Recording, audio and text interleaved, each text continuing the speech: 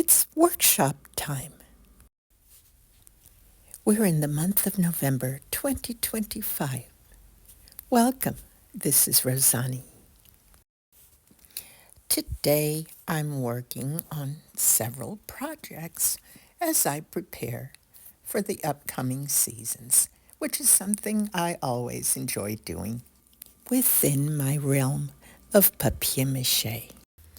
And here you will see some of the projects that I'm preparing this fall season as I give you a little glimpse into some finishing touches here and there and resurrecting some paper napkin techniques like I used on this project. And the process can be so very relaxing and soothing, especially when you're creating them from your very own imagination. They're always an exercise in patience. As I apply my colorful papers using liquid starch, which applies very easily, even when I'm using gift tissue paper, which is very delicate, but a very soothing way for me to pass the time from project to project, especially while waiting for paint and my papier-mâché to dry. And there's more waiting and waiting while I'm creating and creating, passing the time and having fun, playing with my papers like these little paper napkin pieces on my papier-mâché pumpkins, all of which I've enjoyed making in different shapes and sizes. As you can see, these are so plentiful and keeping me creatively busy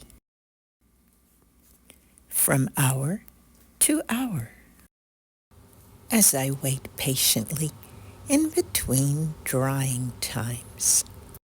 Unlike Mr. Grumpy Pumpkin, that is, as he has so many layers. There, Mr. Grumpy. Soon you'll have all of your colors. And before you know it, it'll be time to dry the next project. And there are several in progress this season, like these Horns of Plenty, created by using different types of paper with liquid starch, and gradually I begin to embellish them with shapes of twisted, textured pieces that can be turned into different patterns and designs. Here's an example from last year. Look at all of the different pumpkins and other goodies. These are so much fun.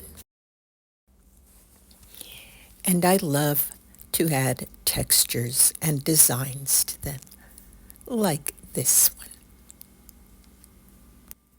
This particular Horn of Plenty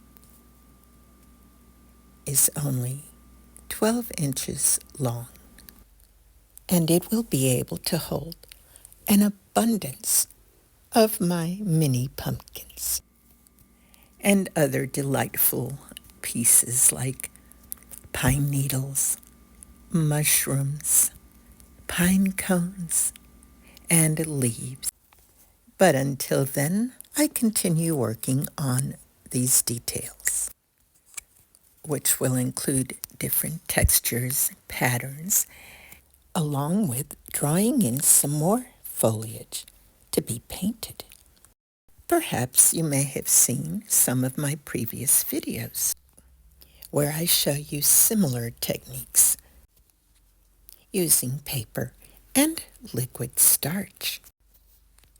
And that's what I like to share in my tutorials, as I once did in person several years ago. But then life took an unexpected turn for so many of us. And that's when I decided to go forward with online tutorials.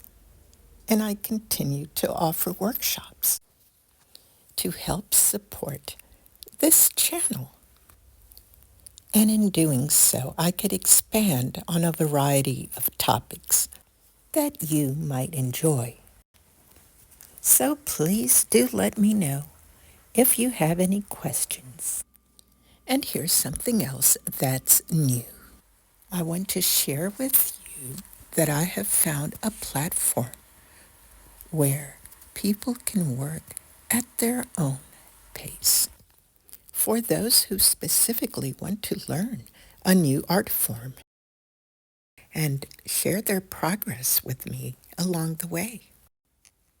If you are new to my channel, allow me to pique your curiosity with a few examples, like wondering what to do with a figurine, like this one, which has begun with masking tape, newspaper, and liquid starch. This little horn of plenty is one possibility. It is simply taped into place with masking tape while I work around it. But what of the rest? It's only paper, all twisted and shaped, but it needs fullness, filling in little by little as I go. Let's see what can be done. And this will slowly begin to transform each step of the way and give it some personality through the process of adding details or changing the poses of your figurine. You may be surprised at what can be created, because when it starts out, it looks very basic. And that's what makes it a good starting point. It's something in which you can work at your own pace every step of the way and decide how you would like it to continue transforming from your very own imagination. And while this is only one version, it doesn't have to hold an object. It can be posed differently. And you can learn so much more about working on these types of figurines, because you might want to expand your art education